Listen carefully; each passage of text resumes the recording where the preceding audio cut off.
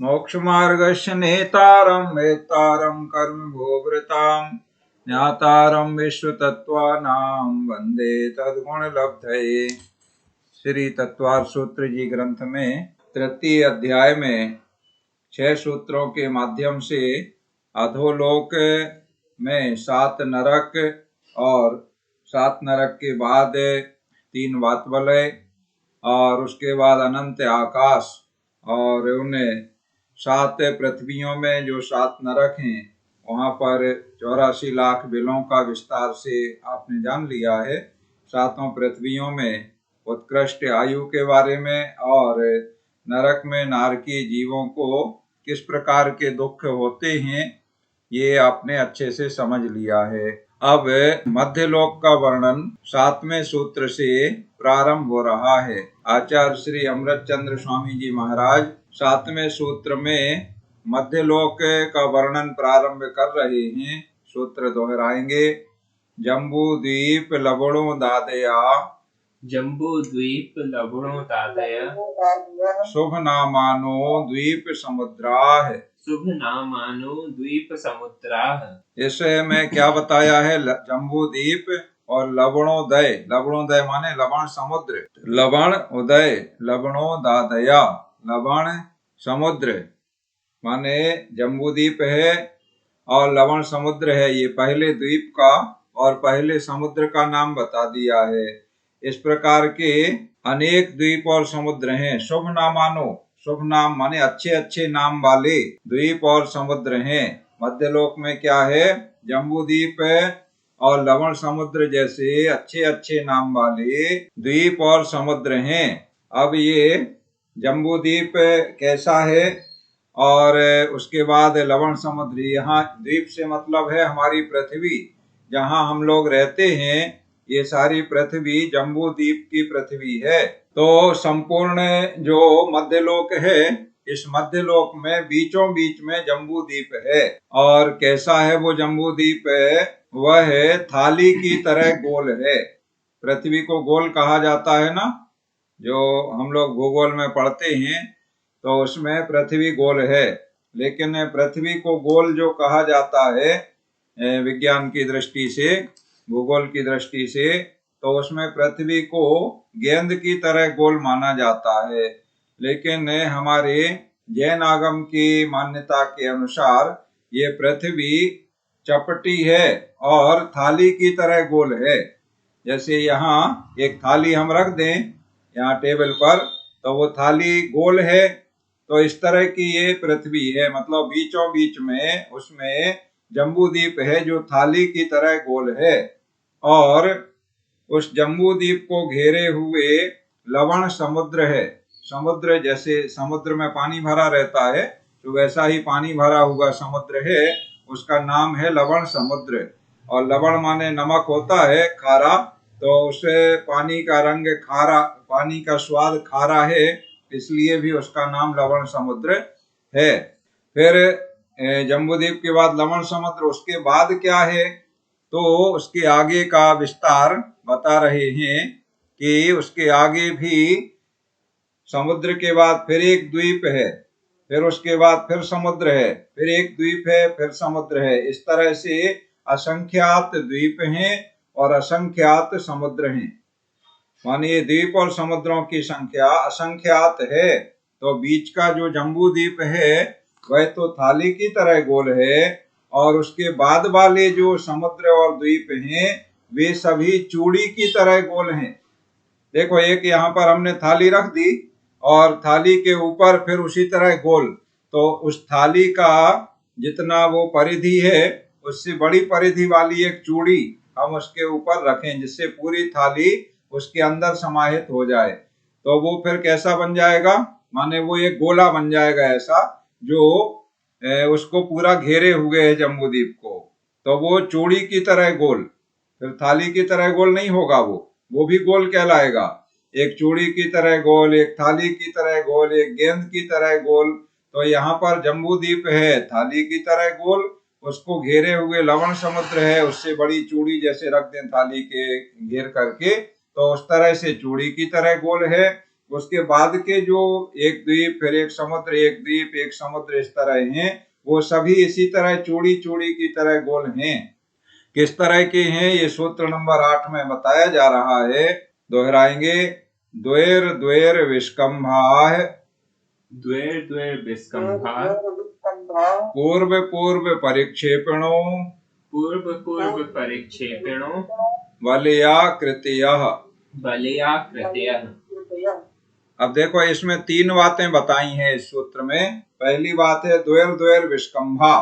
विष्कंभ माने विस्तार। जम्बूद्वीप से दूना विस्तार है लवण समुद्र का, और लवण समुद्र से दूना विस्तार है दूसरे द्वीप का, जिसका नाम है धातकी खंड द्वीप। और धातकी खंड द्वीप के बाद फिर समुद्र है, उसका धातकी खंड द्वीप से दूना विस्तार है, उसे कहते हैं कालोदधि समुद्र। और कालोदधि के बाद फिर एक द्वीप है जिसको पुष्कर वर द्वीप कहते हैं, वो धातकी खंड समुद्र से दूने विस्तार वाला है। इस तरह से द्वैर द्वैर विष्कंभा, आगे आगे के जो द्वीप और समुद्र हैं वो अपने से पहले वाले से दूने दूने विस्तार वाले हैं। अर्थात द्वीप से दूना विस्तार समुद्र का, समुद्र से दूना विस्तार द्वीप का, फिर उसके बाद इसी तरह से असंख्यात जो द्वीप समुद्र हैं उनमें अंत में स्वयंभू रमण द्वीप और उसके बाद स्वयंभू रमण नाम का समुद्र, ये अंतिम समुद्र है स्वयंभू रमण। अंतिम द्वीप है स्वयंभू रमण। आगे आगे के द्वीप और समुद्रों के नाम वही हैं, जो द्वीप का नाम है वही समुद्र का नाम है। शुरू में ही केवल जम्बूद्वीप और धातकी खंड द्वीप, इन दो में अंतर है, द्वीप का नाम अलग और समुद्र का नाम अलग। उसके बाद के तीसरे से शुरू करें तो जो द्वीप का नाम है वही समुद्र का नाम है। जैसे पुष्करवर द्वीप है तीसरा, तो उसके बाद समुद्र भी पुष्करवर द्वीप है। इसी तरह से आगे आगे के जो द्वीप और समुद्र हैं उनके नाम समान हैं और हैं सब अपने से आगे वाले दूने दूने। इस तरह से ये द्वीप और समुद्र द्वैर द्वैर विष्कंभा। इसके बाद पूर्व पूर्व परिक्षेपणों माने अपने अपने से पहले वाले को घेरे हुए हैं। जो अभी हमने आपको बताया ना कि जम्बूद्वीप थाली की तरह है, उसको घेरे हुए लवण समुद्र है, तो पूर्व पूर्व परिक्षेपणों माने अपने से पहले वाले को घेरे हुए हैं आगे आगे वाले। और कैसे हैं आगे वाले? वलयाकृत्या, वलय के आकृति वाले हैं। वही वलय माने चूड़ी की तरह आकृति वाले हैं। इस तरह से पहला जो जम्बूद्वीप है उसका विस्तार है 1,00,000 योजन। विस्तार से मतलब यहाँ विस्तार को क्या कहेंगे? व्यास। विस्तार को कहेंगे व्यास। जैसे थाली के बीच में जो सबसे बड़ी लाइन बनेगी 2 त्रिज्या के बराबर, उसे क्या कहेंगे? व्यास। तो व्यास माने विस्तार। तो ये जम्बूद्वीप का विस्तार माने व्यास 1,00,000 योजन है। बीचों बीच जो जम्बूद्वीप है वो 1,00,000 योजन विस्तार वाला है। और अब उसके बाद वाले जो द्वीप और समुद्र हैं वो दूने दूने विस्तार वाले हैं। द्वैर द्वैर विष्कंभा, ये सूत्र कह रहा है कि आगे आगे के दूने दूने विस्तार वाले हैं और पूर्व पूर्व परिक्षेपणों अपने से पहले वाले को घेरे हुए हैं और वलयाकृत्या चूड़ी के आकार की तरह गोल हैं।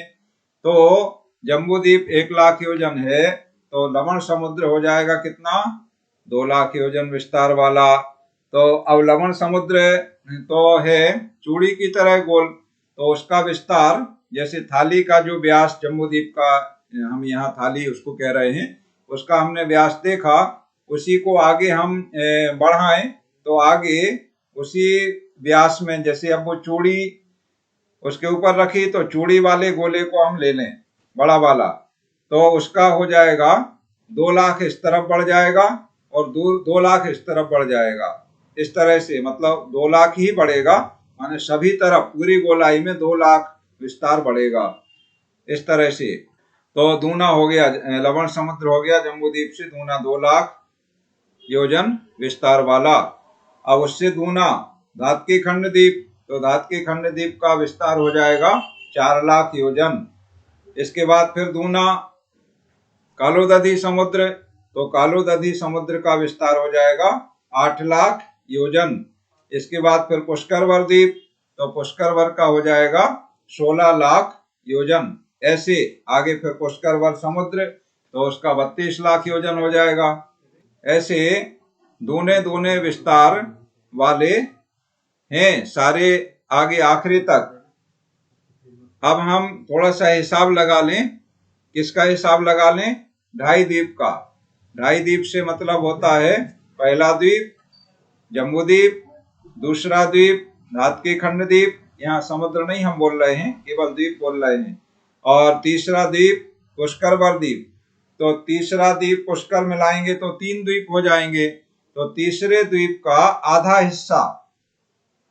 हिस्सा मतलब उसके बीचों बीच में एक और चूड़ी रख दें हम, जो उस पुष्कर वर द्वीप को 2 भागों में बांट दे, तो उसका आधा हिस्सा हो जाएगा। इसको कहते हैं ढाई द्वीप। ढाई द्वीप में द्वीप ढाई है और 2 समुद्र हैं उसके अंदर। इस तरह से 2 समुद्र और ढाई द्वीप, इतना जो क्षेत्र है उसे ढाई द्वीप ही बोलते हैं, समुद्र नहीं बोलते हैं। तो ये ढाई द्वीप का विस्तार, समुद्र भी उसमें शामिल है ढाई द्वीप में, वो उसी के अंदर है क्षेत्र में, इसलिए इनका विस्तार टोटल करें तो 45 लाख योजन हो जाता है। कैसे होता है 45 लाख योजन? हिसाब लगा के देख लें। जम्बूद्वीप का 1 लाख, इसको हम अभी 1 लाख को अलग रखें। इसके बाद एक दिशा में चलें, हम एक ही दिशा में चलें, मतलब दोनों दिशाओं में नापना पड़ेगा, तो अभी एक दिशा में हम चलते हैं। तो जम्बूद्वीप के बाद लवण समुद्र 2 लाख। अब 2 लाख इस तरफ भी, 2 लाख इस तरफ भी, चाहे पूर्व पश्चिम हम देख लें, चाहे उत्तर दक्षिण देख लें, या विदिशा में कहीं भी देख लें, वो तो पूरा चूड़ी जैसा घेरे हुए है ना, इसलिए 2 लाख एक तरफ। तो दोनों तरफ देखेंगे तो 4 लाख हो जाएगा। इसके बाद धातके खंड द्वीप, तो 2 लाख का दूना 4 लाख, तो एक तरफ 4 लाख और दूसरी तरफ भी 4 लाख, तो 8 हो जाएगा। ठीक है, सो एक एक तरफ के अभी हम जोड़ते जा रहे हैं, फिर दूने कर देंगे तो दोनों तरफ का हो जाएगा। तो लवण समुद्र 2 लाख, 2 लाख में जोड़ें धातके खंड द्वीप 4 लाख, तो 2 और 4 6, फिर दूसरा समुद्र कालोदधी 8 लाख, तो 6 और 8 14। उसके बाद में पुष्कर वर द्वीप का आधा, तो पुष्कर वर द्वीप 16 लाख है, तो आधा हो जाएगा 8 लाख, तो 14 और 8 22 लाख। एक दिशा में 22 लाख हम चल गए। अभी जम्बूद्वीप का 1 लाख नहीं जोड़ा है, तो 22 लाख एक दिशा में, उसके विपरीत दिशा में भी 22 लाख, तो 22 और 22 44 लाख। और बीच का जो जम्बूद्वीप है उसको तो एक ही बार गिनेंगे, क्योंकि पूरा थाली की तरह गोल है, 1 लाख योजन उसका व्यास है, विस्तार, तो 44 और 1 45 लाख। ऐसे ढाई द्वीप का विस्तार 45 लाख योजन हो जाता है। अभी कल जो बात आई थी, कहाँ आई थी? पहले नरक का पहला जो बिल है, इंद्रक बिल है, वो 45 लाख योजन विस्तार का है। तो हमने 45 लाख योजन विस्तार वाली 5 चीजें आपको बताई थी। तो इसमें ये हमने ढाई द्वीप का 45 लाख योजन कैसे होता है, ये हिसाब लगा करके बता दिया है। इस तरह से ये जो ढाई द्वीप है 45 लाख योजन विस्तार वाला, इसे मनुष्य लोक या मनुष्य क्षेत्र भी कहते हैं। ढाई द्वीप में ही मनुष्य होते हैं, ढाई द्वीप में ही पैदा होते हैं, ढाई द्वीप के बाहर कोई मनुष्य जन्म नहीं लेते हैं, और ना ही यहाँ के जन्म लिए हुए मनुष्य ढाई द्वीप के बाहर जा सकते हैं। कोई भी नहीं जा सकता है, कि कोई भी विद्याधर हो, विद्याओं का स्वामी हो, रिद्धि सिद्धि वाला हो, तो भी वो ढाई द्वीप के बाहर नहीं जा सकता है। मंत्र तंत्र से, जादू टोना से, उड़ के, जहाज से, एरोप्लेन से, अंतरिक्ष यान से, या विद्याओं की कोई विमान से, या देव के विमान में बैठ करके कोई जाना चाहे ढाई द्वीप के बाहर, कि कोई देव भी मनुष्य को ढाई द्वीप के बाहर नहीं ले जा सकते हैं। देव तो जा सकते हैं अपने विमान में बैठ के, लेकिन मनुष्य को नहीं ले जा सकते हैं ढाई द्वीप के बाहर। ये विशेषता है, इसलिए ये मनुष्य लोक कहलाता है। इस तरह से अब जम्बूद्वीप का आकार सूत्र नंबर 9 में बताया जा रहा है, दोहराएंगे। तन मध्य मेरुनाभिर्वृत्तो